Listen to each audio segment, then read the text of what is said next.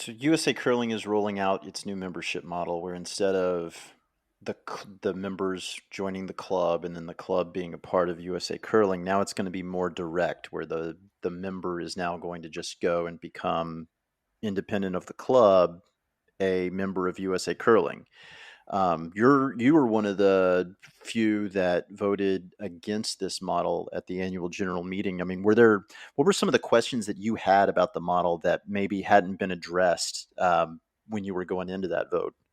So going into that vote, I think we went in not having I guess, not all the questions were answered on how, when going into this model, how are clubs going to manage this question of membership?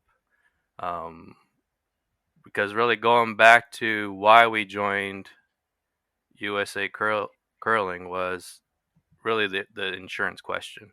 Hmm. And throughout the years, we had a $400 fee that we had to pay, the base fee for the for the insurance.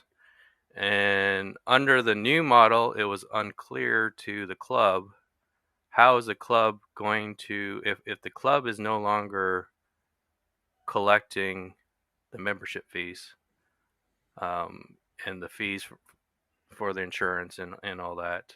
How is the club going to come up with this $400 for the insurance? Hmm. And for our club, for a small club who doesn't have a lot of money in the bank, $400 Yeah. is really a major hit the to the club's operating budget. So with that unanswered, I think for the most part, whenever anyone brings you a proposed change and there's no solutions to your problems, status quo is always seems to be better than what's coming new. Since the vote, we've had that clarified for us, where that 400 minimum is now going to get waived. Okay. So, to me now, after the fact, if this $400 is going to be waived, and really you only have to pay the individual insurance fee for individual curlers, to us that is a solution to that problem. I still think there's going to be some issues in terms of your membership fee structure. At the Mid South, we basically have a membership fee structure where um, returning curlers pay one membership fee. First year curlers pay a discounted membership fee. The question now becomes, if you are a member um, who is paying independently to USA Curling, do we need to track another set of membership fees? Hmm. Um, so, as a small club, these small clerical things may seem to be pretty small, but if you're looking at it, we're a small club. Everyone who does, you know, help put curling together, we do it all on a volunteer basis.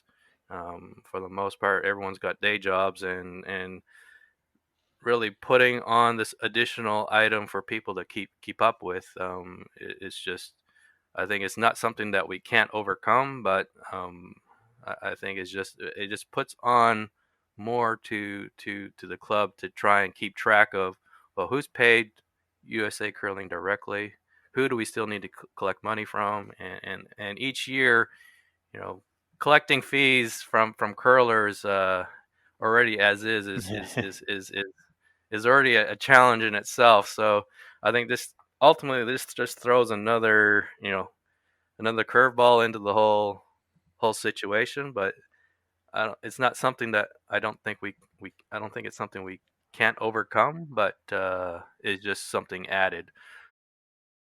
Will the clubs be able to use the basically the CRM platform to collect the dues for their individual clubs? Because talking to some of the smaller clubs, here in Virginia, in Memphis, one of the things, they're small enough that they're not really going to be taking advantage of a lot of the benefits that come with being a member club through the USCA.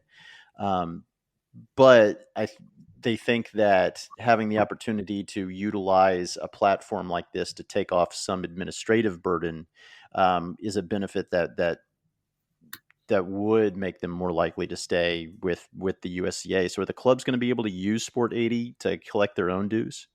Yeah, look, there's the functionality is there, right? So I think, as you can appreciate, the one of the, I guess, benefits of running a national organization, but also one of the challenges, is that we've got clubs across the entire country, all with different sizes, different histories, Mm-hmm. mentalities around these things. So we have lots of clubs that do want to do just that, and some that just want to send us a check like they always have. Mm-hmm. And that's fine, right? I think what we're trying to do is create a platform that allows for a lot of different ways to use it, and then really nurture it over time. And I think it'll be, you might have a club that chooses to engage in one way on the first year, and 3 years from now they realize that there's so much more they can do with the platform. So that'll be evolving. And at the end of the day, you kind of putting a bow on this a little bit, I view us as a customer service organization.